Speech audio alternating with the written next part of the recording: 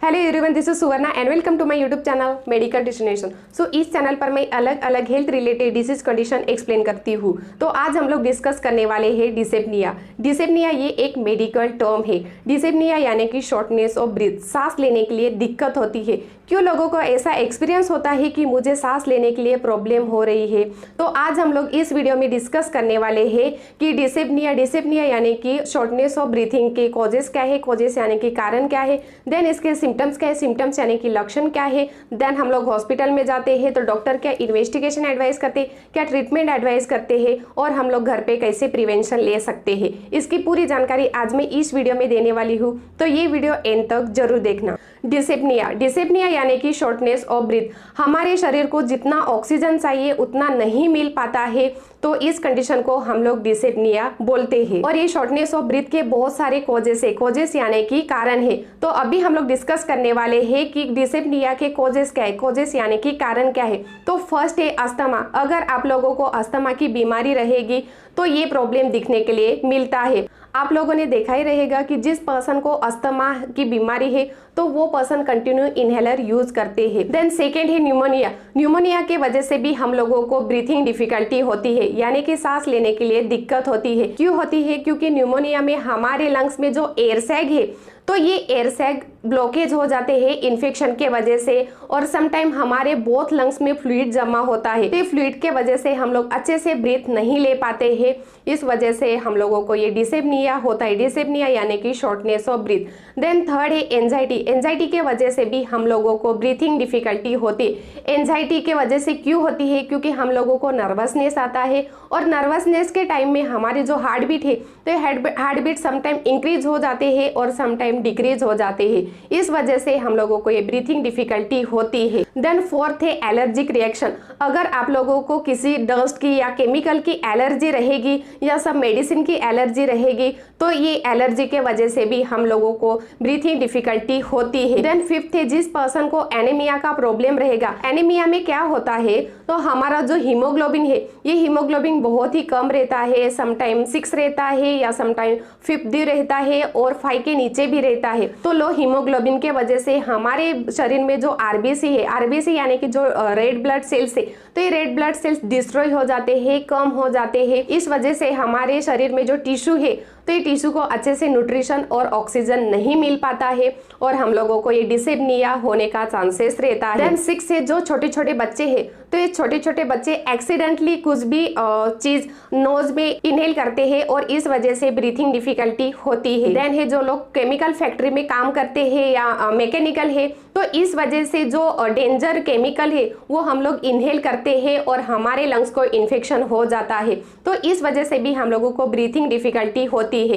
Then अगर हमारा heart failure रहेगा तो इस वजह से भी हम लोगों को ब्रीथिंग डिफिकल्टी होती है, और हाइपोटेंशन के वजह से भी हम लोगों को ब्रीथिंग डिफिकल्टी होती है। हाइपोटेंशन यानी कि हमारा जो बीपी है तो ये बीपी लो हो जाता है। देन है पल्मोनरी एम्बोलिज्म के वजह से भी हम लोगों को डिसेप्निया होता है। पल्मोनरी एम्बोलिज्म यानी कि हमारे लंग्स में जो आर्टरी है तो ये आर्टरी में ब्लड क्लॉट हो जाता है और इस वजह से भी हम लोगों को सांस लेने के लिए प्रॉब्लम होता है। और अगर आपके लंग्स यानी कि जो फेफड़े है तो ये फेफड़े कोलैप्स हो जाते हैं, इस वजह से भी हम लोगों को ब्रीथिंग डिफिकल्टी होती है। देन है अगर आप लोगों को हाइटल हर्निया रहेगा। हाइटल हर्निया ये एक हमारे स्टमक का पार्ट है। इसमें क्या होता है, हमारा जो स्टमक है तो ये स्टमक पुश हो जाता है और हमारे चेस्ट कैविटी पर ज्यादा प्रेशर आता है, इस वजह से हम लोगों को ब्रीथिंग डिफिकल्टी होती है। ब्रीथिंग डिफिकल्टी यानी कि सांस लेने के लिए प्रॉब्लम होता है। ये थे कॉमन कारण। अभी हम लोग क्रोनिक डिसेप्निया के कॉजेस देखने वाले हैं। अगर आप लोगों को सीओपीडी रहेगा, सीओपीडी यानी कि क्रोनिक ऑब्स्ट्रक्टिव पल्मोनरी डिसीज रहेगा, तो इस वजह से भी हम लोगों को ब्रीथिंग डिफिकल्टी होती है। देन अगर आप लोगों को लंग्स कैंसर रहेगा तो इस वजह से भी आप लोगों को ब्रीथिंग डिफिकल्टी होती है। लंग्स कैंसर में क्या होता है, क्योंकि अगर आप लोगों को लंग्स कैंसर रहेगा तो वो कैंसर स्प्रेड हो जाता है, और स्प्रेड होने के वजह से हमारे लंग्स में जो एयर सैग है तो ये ब्लॉकेज हो जाते हैं और हम लोगों को ब्रीथिंग डिफिकल्टी होती है। देन है जिस पर्सन का वेट बहुत ही ज्यादा रहेगा और पेट बहुत ऊपर आता है तो इस वजह से भी ये ब्रीथिंग डिफिकल्टी होती है। क्यों ब्रीथिंग डिफिकल्टी होती है? क्योंकि चेस्ट कैविटी और अब्डोमिनल कैविटी के बीच में एक डायफ्राम रहता है, यानी कि एक पर्दा रहता है, तो ये पुश हो जाता है और हमारे चेस्ट कैविटी पर ज़्यादा प्रेशर आता है। इस वजह से हम लोगों को ब्रीथिंग डिफिकल्टी होती है और ये मोस्ट ऑफ द जो प्रेग्नेंट मदर है तो ये प्रेग्नेंट मदर को दिखने के लिए मिलता है। देन है क्रॉप्स के वजह से भी हम लोगों को ब्रीथिंग डिफिकल्टी होती है। क्रॉप्स ये ज्यादा करके जो छोटे बच्चे हैं तो उन लोगों में दिखाई देता है। क्रॉप्स में क्या होता है तो हमारे जो अपर एयरवे है तो ये इन्फेक्टेड हो जाते हैं। लाइक हमारा लैरेंस है, ट्रकिया है और जो ब्रोंकाइटिस है तो ये लैरेंस को और ट्रकिया को देन ब्रोंकाइट को इन्फेक्शन हो जाता है। इस वजह से छोटे बच्चे को ब्रीथिंग डिफिकल्टी होती है। ब्रीथिंग डिफिकल्टी यानी कि सांस लेने के लिए प्रॉब्लम हो जाता है। देन है अगर आप लोगों को ट्यूबरक्लोसिस रहेगा, ट्यूबरक्लोसिस यानी कि टीबी रहेगा तो टीबी के वजह से भी हम लोगों को ब्रीथिंग डिफिकल्टी होती है। अगर आप लोगों को ट्रोमेटिक लंग्स इंजुरी रहेगी, समटाइम कुछ एक्सीडेंट होगा तो हमारे जो रिब्स है ये रिब्स फ्रैक्चर हो जाते हैं और हमारे लंग्स को इंजुरी हो जाती है। देन समटाइम एक्स्ट्रा फ्लूइड भी जमा होता है तो इस वजह से भी हम लोगों को ब्रीथिंग डिफिकल्टी होती है। देन इन्फ्लामेशन के वजह से भी हम लोगों को ब्रीथिंग डिफिकल्टी होती है। इन्फ्लामेशन यानी कि हमारे लंग्स के सराउंडिंग में जो टिश्यू है तो ये टिश्यू को समटाइम स्वेलिंग हो जाती है तो इस वजह से भी हम लोगों को ब्रीथिंग डिफिकल्टी होती है। देन है पल्मोनरी एडिमा के वजह से भी हम लोगों को डिस्पनिया होता है। पल्मोनरी एडिमा यानी कि हमारे लंग्स में एक्स्ट्रा फ्लूइड जमा होता है। और है पल्मोनरी हाइपरटेंशन के वजह से भी हम लोगों को ब्रीथिंग डिफिकल्टी होती है। ये जो डिस्पनिया है, डिस्पनिया यानी कि शॉर्टनेस ऑफ ब्रीथ है, ये नॉट नेसेसरी कि आप लोगों को लंग्स इन्फेक्शन है या लंग्स रिलेटेड बहुत सारे डिसीज है इस वजह से होता है। बट जिस पर्सन को हार्ट रिलेटेड डिसीज रहेंगे वो पर्सन को भी ये डिस्पनिया दिखने के लिए मिलता है। तो ये हार्ट प्रॉब्लम कौन से है ये अभी हम लोग डिस्कस करने वाले। फर्स्ट तो कार्डियोमायोपैथी। कार्डियोमायोपैथी के वजह से भी हम लोगों को ब्रीथिंग डिफिकल्टी होती है। कार्डियोमायोपैथी यानी कि हमारा जो हार्ट है तो ये हार्ट के मसल्स को इन्फेक्शन हो जाता है।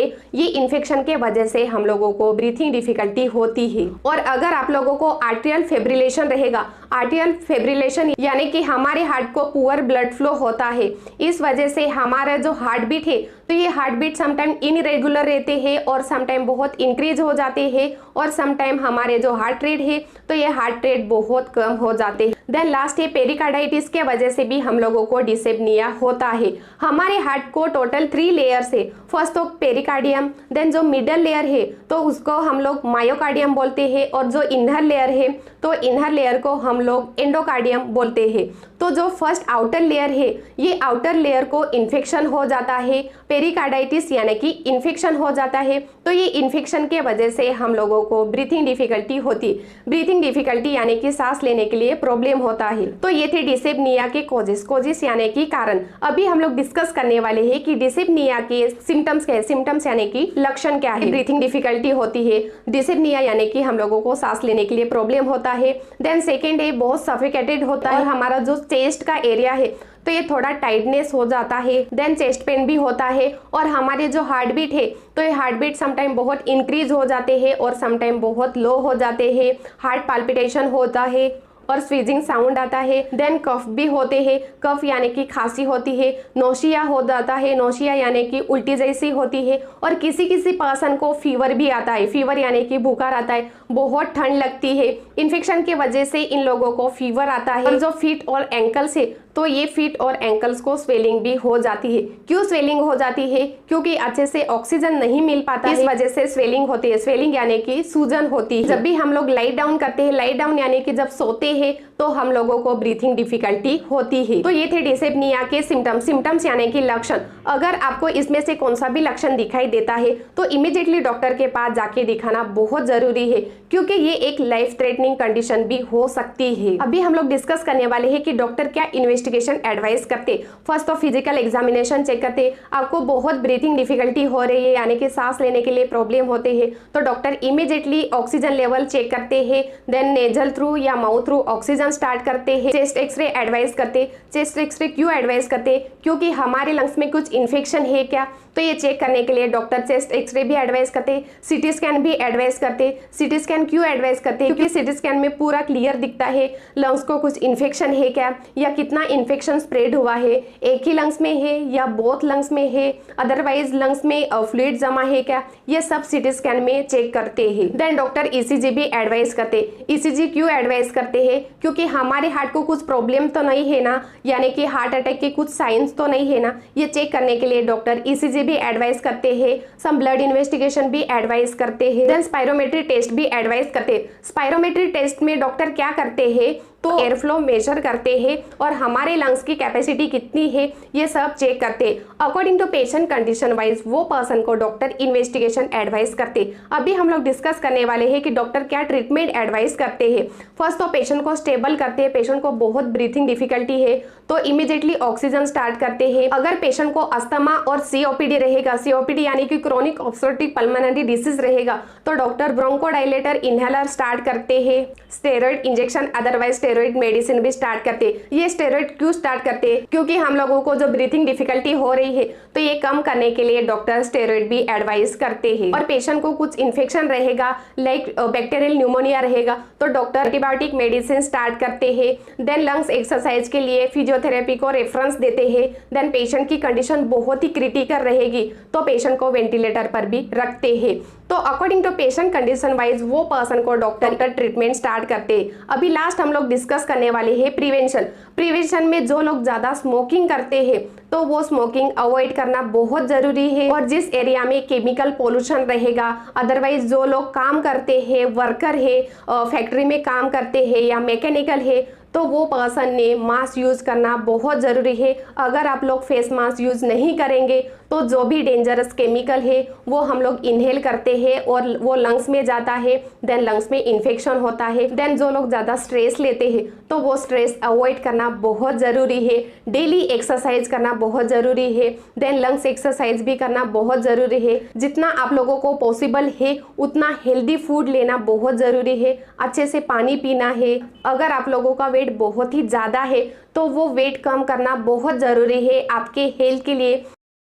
देन जिस पर्सन को लंग्स रिलेटेड कुछ डिसीज कंडीशन रहेगा या हार्ट रिलेटेड कुछ डिसीज कंडीशन रहेगा, अगर आप लोगों को ट्रीटमेंट चालू है तो डॉक्टर ने जो भी मेडिसिन एडवाइस किया है, जो भी इन्वेस्टिगेशन एडवाइस किया है या जो भी डाइट एडवाइस किया है तो वो टाइम टू टाइम फॉलो करना बहुत जरूरी है।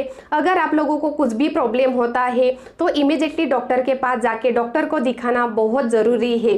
तो ये था आज का टॉपिक डिस्पनिया। डिस्पनिया यानी कि शॉर्टनेस ऑफ ब्रीथ। अगर आपको आज की ये जानकारी अच्छी लगी तो ये मेरा वीडियो शेयर करो, लाइक करो और सब्सक्राइब करना मत भूलो।